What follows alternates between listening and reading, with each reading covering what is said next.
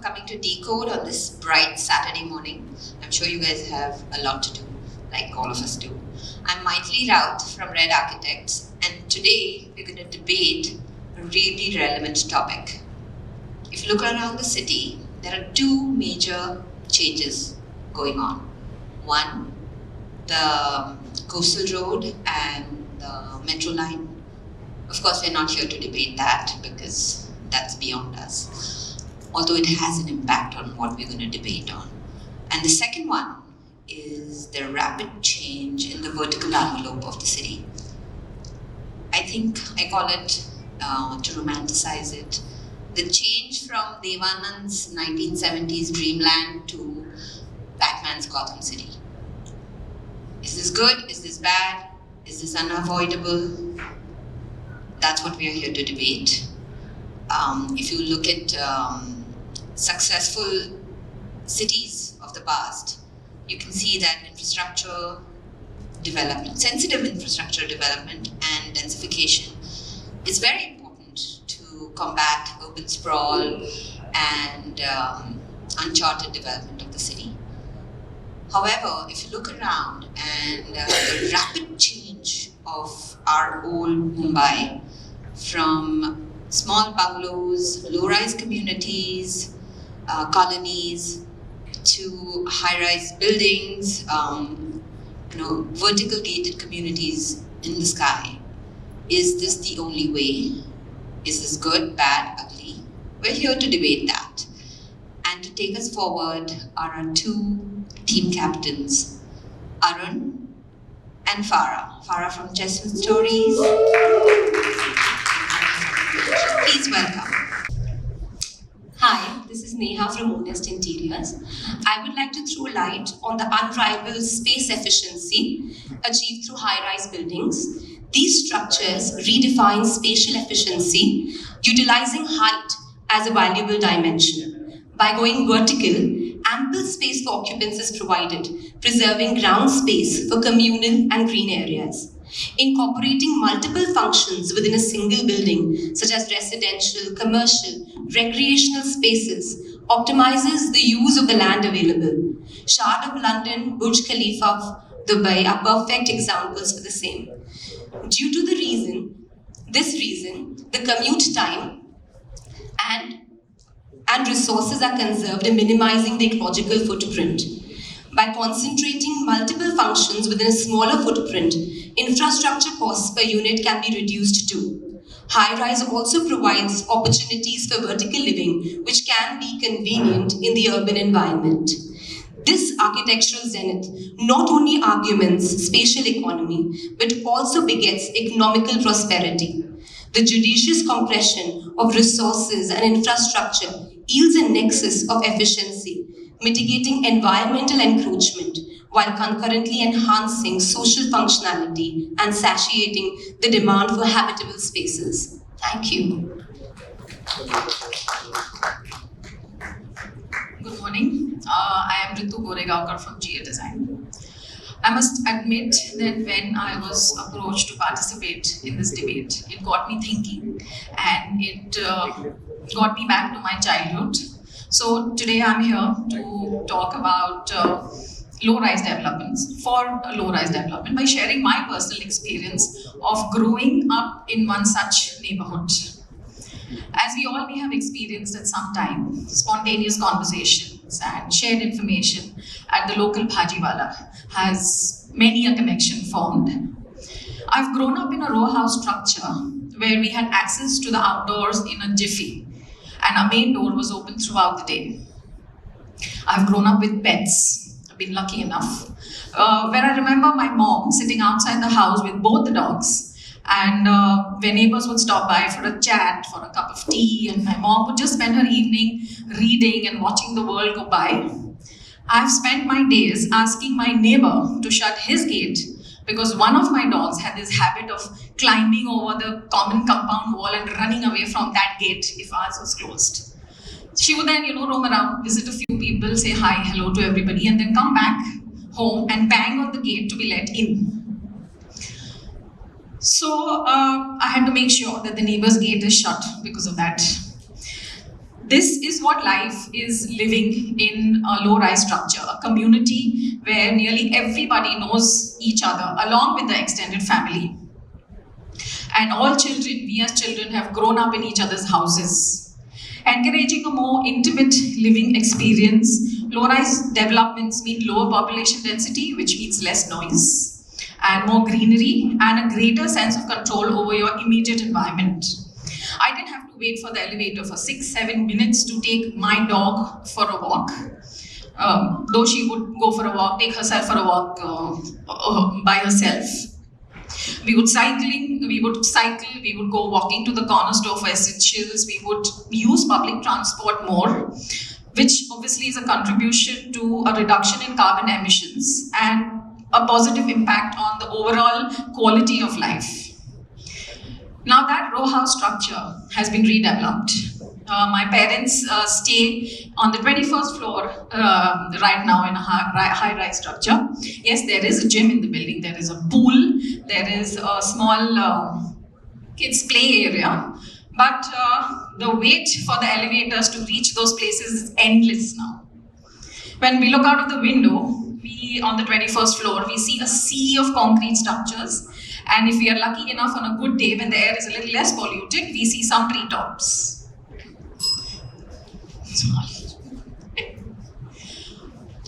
Increased FSI and landowners being given initiatives and subsidies for self-redevelopment is encouraging more and more glass and concrete structures, which I'm not against, but without a thought to the potential strain on the existing infrastructure. I see redevelopment happening all around me where a 9-meter road has a 70-meter tall building coming up on a plot which is barely 400 to 500 square yards. There were 10 families residing there earlier and now there are 40. With their vehicles, some have 2. Parking provided in the form of puzzle parking and car lifts not enough, resulting in cars on both sides of a 2-way lane of a 9-meter road. Along with the psychological and practical aspects of social isolation, limited outdoor space and elevator congestion, I think we can't forget the strain on the water and sewage system and increased energy consumption, to name a few.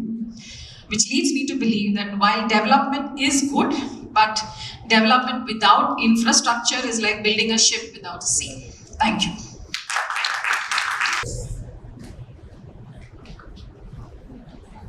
It's on. Farah. Go, Farah. Yes, Princess. Start. Love it. Farah is going to take the lead. High rise. Okay, low rise. Guys, whoever makes the loudest noise here. Hey, you can stand that right.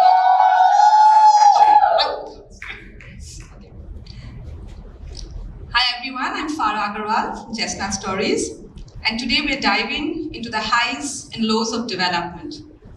I mean the high rises versus low rise bungalows and buildings in urban settings.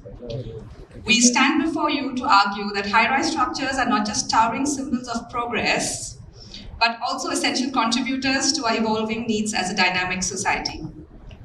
My team is about to take you on a floor-by-floor journey, showcasing why high rises are more than just vertical living spaces with beautiful views. In a time where space is the most sought-after commodity in our cities, high rises are both a practical and efficient solution, helping us accommodate more people without needing to spread out horizontally. They are gently redefining the landscape of urban housing. And while some may argue that high-rises are impersonal, they're all about community, which we will be discussing about in a bit. As long as you love a little small talk in the elevator. And finally, I would like to focus on how high-rises aren't just tall buildings, they're often at the forefront of design and tech. It is impossible to ignore how they contribute to a city's modern look and bring in cutting-edge construction methods. I'm super excited to get you ready for a debate that's not just about buildings, but about the pulse of our cities and the heartbeat of our homes, and one that might just change the way you look at your cityscape. City skyline, sorry. Whatever she said is a lie. Do not believe her. low rise, guys. That's the future. Okay, right. So stressed about his future. Killer. But anyway, thank you guys. Hi, I'm Arun, Shekhar, Gawda, and I'm from Humming Tree. And thank you, Decode, for having us, Farah and myself here, put us up in two different teams. Before we agreed for this, we thought we were in the same team, but here we are. Yeah, Nija, thank you so much. But I think this spirit will continue. I'm not going to talk to her. Okay, we'll continue. So, yeah, we are in the team low rise. Please, guys. Farah, you see? Okay. So Make some noise, guys. Too much copying, sorry. But thank you, everyone. Let's begin. So here we are. We are already experiencing severe impacts of climate change, which has impacted, the whole on a global scale.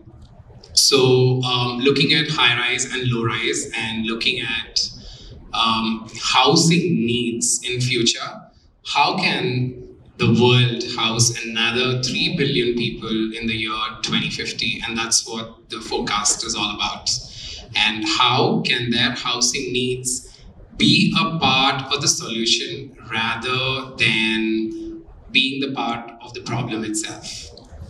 So here today, I'm letting my team pinpoint of every aspects on how low rise or how housing can be looked into in a different perspective and make sure that we are moving in the right path in the cityscape.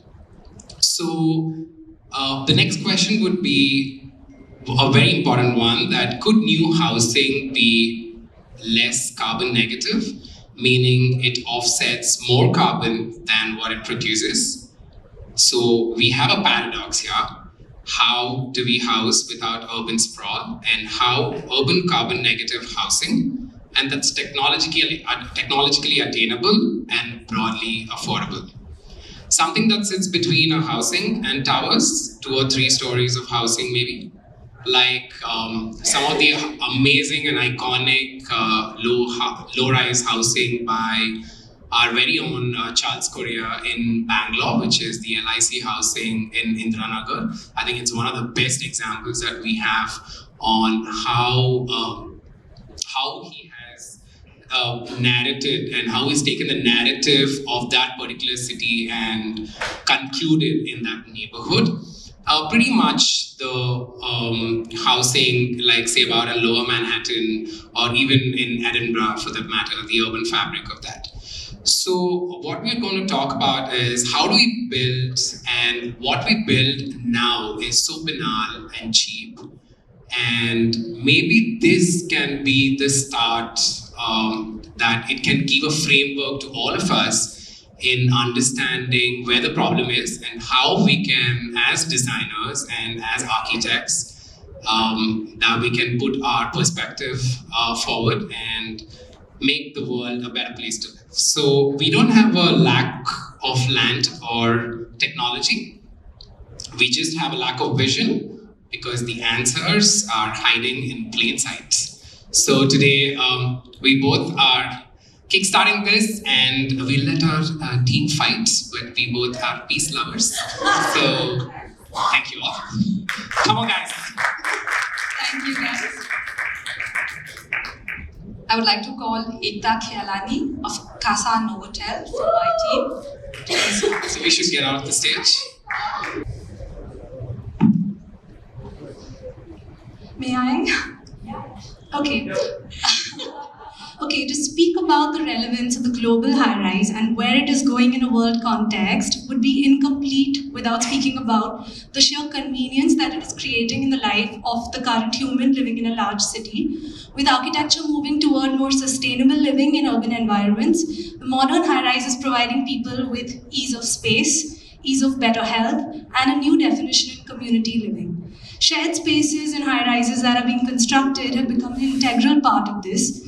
Shared garden spaces are bringing some respite to urban populations who are craving nature, something that isn't always possible with low-rises due to space constraints. Gyms and pools, exercise and meditation zones are surely increasing in new developments across cities, creating that convenience factor that most urban populations really need with their busy lifestyles. Shared co-working spaces being offered add value to that high-rise residents' overall networking and growth. Most importantly, large shared recreational spaces are making up for that loss of community character that was felt in the recent decades as cities grew larger and more populated. Today, we are seeing more and more high-rise developers providing shared indoor and outdoor spaces for residents to come together, to create mini communities within their building environments, to interact with a larger number of residents and truly begin to feel a sense of belonging. I don't think low-rises allow for that much space and opportunity for organizing community events, which in the long run is one of the most important aspects of improving the quality of lives of people. The human connect is paramount. And what's also refreshing is that high-rise constructions are taking into account the requirements, voices, and lives of the micro-market local populations and constructing details to suit their culture, their origins, and their preferences.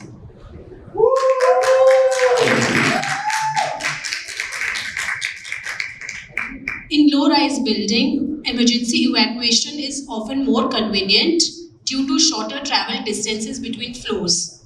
This facilitates quicker and safer evacuation procedures, reducing the reliance on elevator and allowing for easier access to stairwells.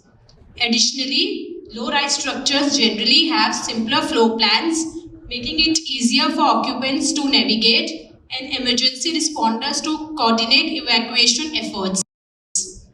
This simplicity can contribute to more effective emergency response and evacuation in comparison to taller buildings with complex layouts.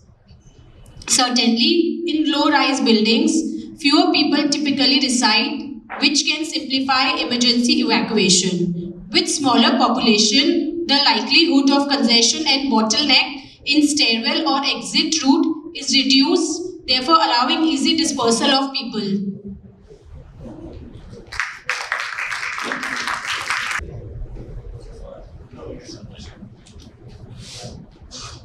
I am Amey Dahanukar from Ara Design.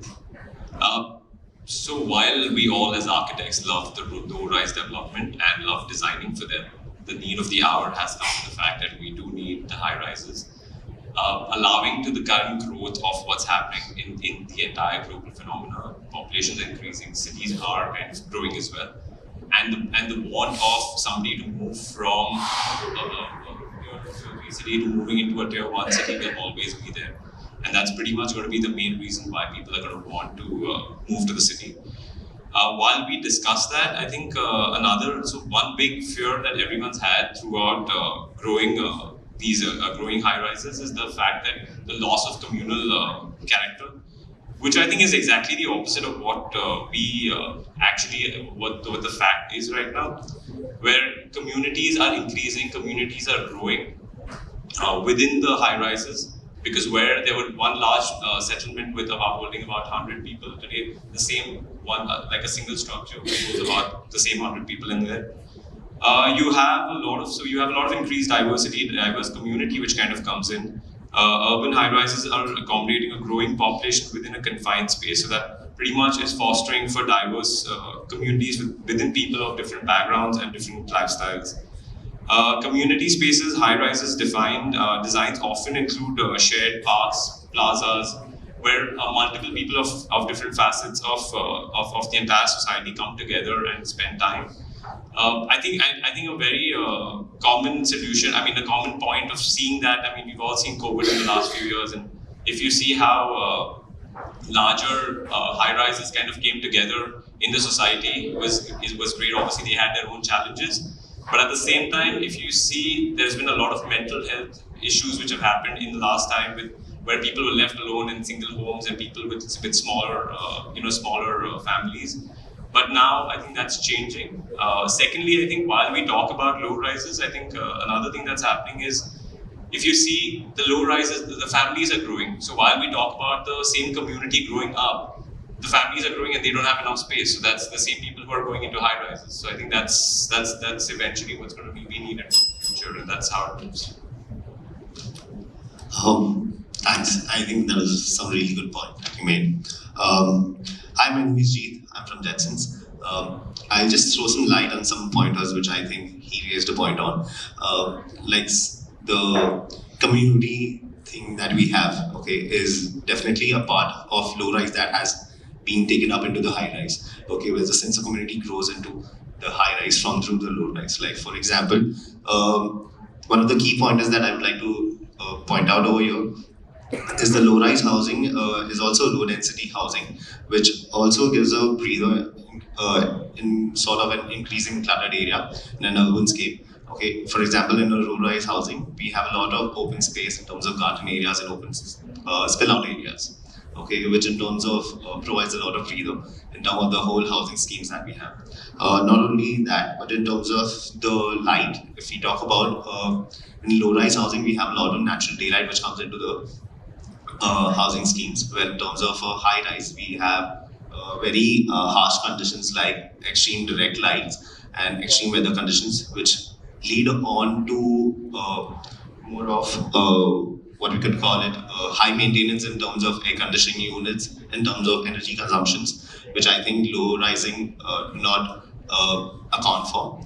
At the same point of time, there are a few things which I would like to further expand on. Is like there's a better use of FSI in terms of low-rise house, where the floor space is utilized to a much wider extent in terms of how the utility of the space on an individual basis is used.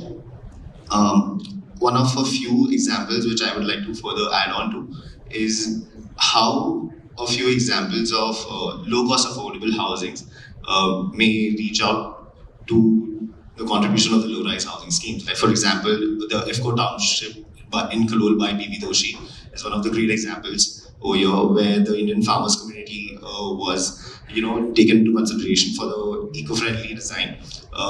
Plus the Changakala housing in Trivandrum designed by Lorry Breaker, where brick was used as an identity at the whole forefront. At the same point of time, housing for manhouts and the elephants by RMA Design in Jaipur is one thing that you should really look up to. So yeah.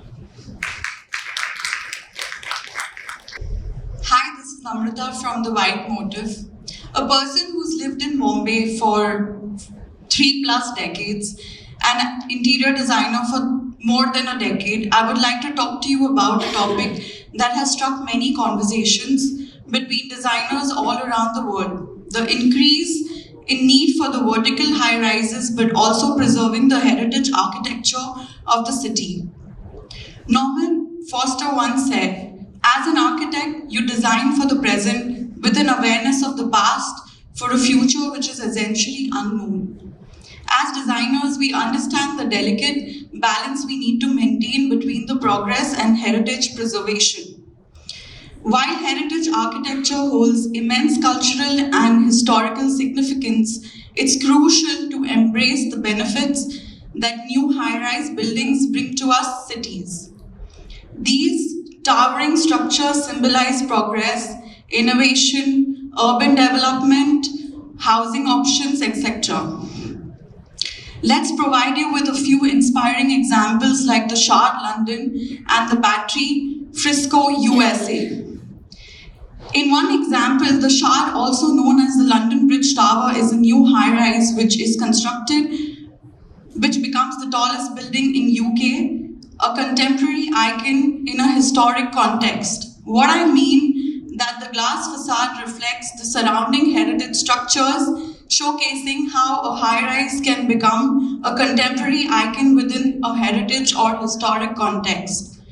The other example of the Battery from Frisco is a private club that blends adaptive reuse with the modern construction.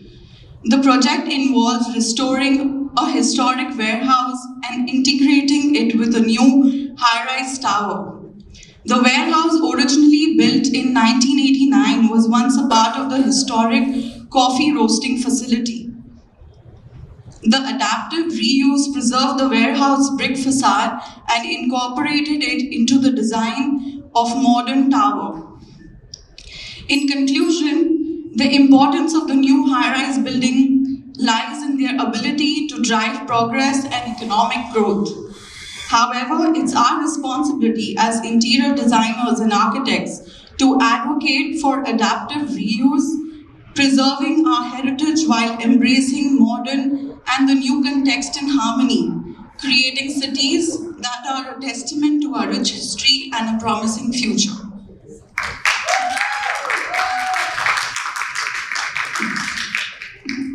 Hi, I'm Kirti Dodeja. I have 3 points in the favor of low rise. First is accessibility and inclusivity. Now, accessibility not just from the perspective of emergency evacuations, but also accessibility from the perspective of all genders, which means it could be a pregnant woman as well. It could be differently abled people, all ages, which means an old person trying to access in and out of their houses.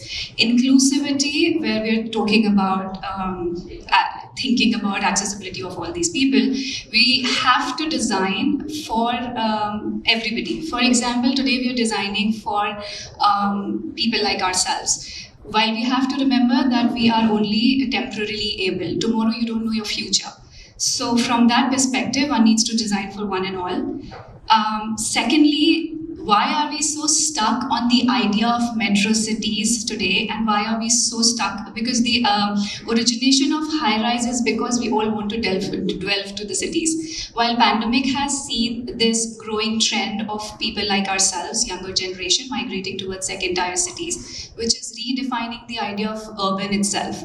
While India is a fast-growing developing country, we have the resources, infrastructure, land, technology, and opportunity to grow into second-tier cities. So while we are growing, why are we so stuck on centralizing into 4 kinds of cities with such a large population? I think we need to look into decentralizing, de-straining, and looking for opportunities, because we have vision, we are growing population, and we are the youngest population of the world. So why can't we explore neighboring cities and areas? Third is from the perspective of resources that we just said. If we have to not strain the available resources, if we were to migrate around and spread across, I think we have enough land, enough resources, enough water, enough air. And if we don't strain our resources environment, it also affects our well-being, mental health, physical health, and overall well-being. So while our environment is happy, we're all going to be happy, and I think that's in the favor of low rise. Thank you.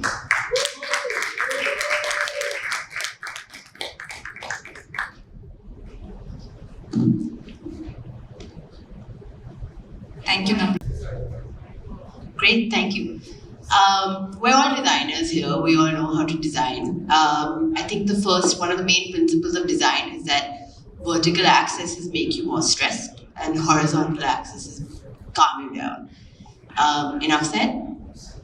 No. So I think we've all witnessed the pandemic. We've witnessed the exit of people from high-rises because of safety and of infection, and going towards larger spaces with gardens, with their families, where they could be more connected. There's play of inside and outside, and still be safe. So I think it's important that we consider the advent of more low-rise buildings in the state of the world that we're in, because of the stress on natural resources. And another point I'd like to stress upon is how a lot of the low-rise buildings around add so much value to the architectural landscape of a city. I think high-rise buildings tend to be adapted internationally, and I think they tend to lose the local flavor, local culture, and I think low-rise buildings give so much space to vernacular architecture to breathe. And there's a reason why these buildings are successful in the landscape of at least Bombay and anywhere, because they have balconies, deep verandas, they allow air circulation, cross ventilation, which is all artificially sort of brought in to high-rise buildings. So I think I'm definitely pro low-rise buildings. Thank you.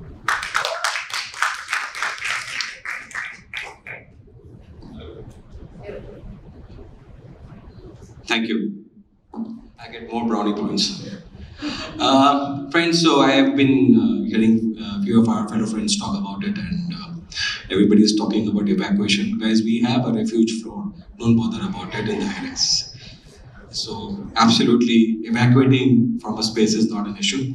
What we're trying to understand here is that I'm just sharing a very small experience that I've had in the last couple of years post-pandemic, let me tell you honestly. And I believe all of us here in this profession are experiencing this. Is that probably I'm catering to almost about 6-7 projects where my clients have been having their own independent bungalows, villas, and now are moving into high-rise. Very simple question is that we want to be amongst the community, and we feel more secure, more safe.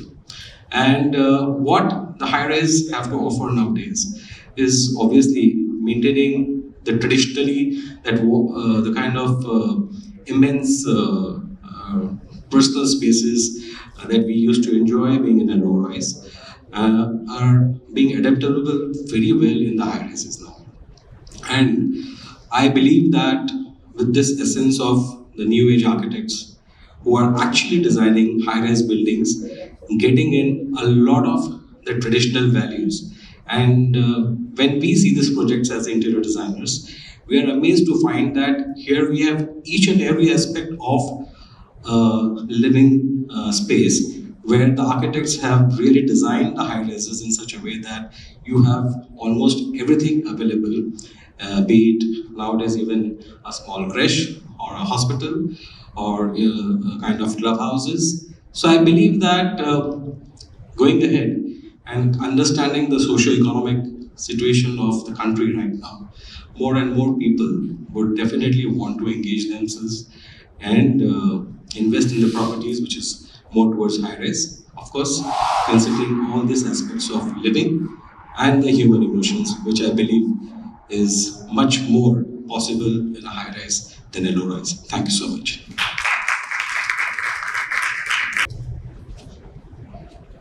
So, addressing some of the points that have been said so far. By using innovative design and technology, high-rise buildings can utilize economies of scale to become more sustainable form of housing with a greater, more positive impact on the environment. We can integrate solar panels within the architecture of the building to improve the energy efficiency. Greater vertical heights provides for more surface areas, resulting in higher panel outputs versus low rises. The land cover burden is far less in a high-rise, which can accommodate more housing units in already congested cities. Vertical garden cities and high-rises can use urban space more efficiently than a low-rise. A biophilic design approach enables greater land resource restoration via green roofs, green walls, sky gardens, indoor and vertical gardens. A double-skin facade system can reduce the energy demands of high-rise buildings, improve indoor air quality, and provide superior acoustic and thermal comfort.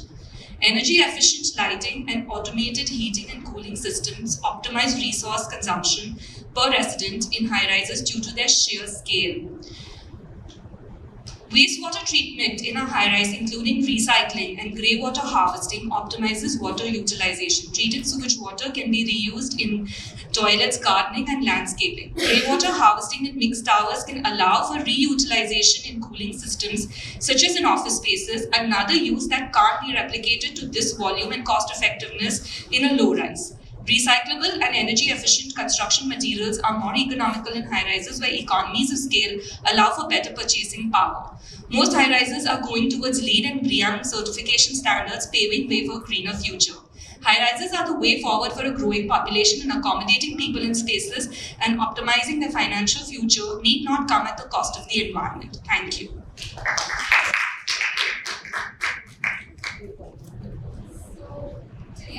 Case for low-rise buildings, especially in our beautiful historic city that's now looking to tread towards a bigger, taller, and maybe not so aesthetic future by focusing on a few key points. Firstly, aesthetic continuity. So, case in point, what comes to mind when I say Mumbai? Most probably Marine Drive with its beautiful low-rise Art Deco buildings that have become part of the city's landscape. And not Lower Parel or BKC, right? Low-rises seamlessly blend with our city's historical context and preserve a sense of aesthetic continuity. Better air circulation and cross-ventilation. One of the biggest challenges with newer, taller buildings is a lack of air circulation in layouts with almost no cross-ventilation. On the other hand, low-rises that are on or around tree level provide superior cross-ventilation. Overall, they provide a healthier environment to breathe in, especially in cities which are getting harder to breathe in anyway. Picture this, low-rise buildings nestled amongst greenery, forming clusters that act as natural sound absorbers, providing a quieter and more serene living environment. Infrastructure strain and sustainability. High-rises demand so much more from essential services like electricity, sewage, water supply, etc., while low-rise buildings are less burdensome on overall existing infrastructure, contributing to a more sustainable and manageable urban environment. In conclusion to the above points, let's look at building a city that embraces these principles and evolves over time by preserving these low-rise marvels. Also consider running a few steps up on the third or the fourth story, so much more healthy and so much more fun compared to waiting in a lobby for the longest that an elevator can take you to the 50th floor.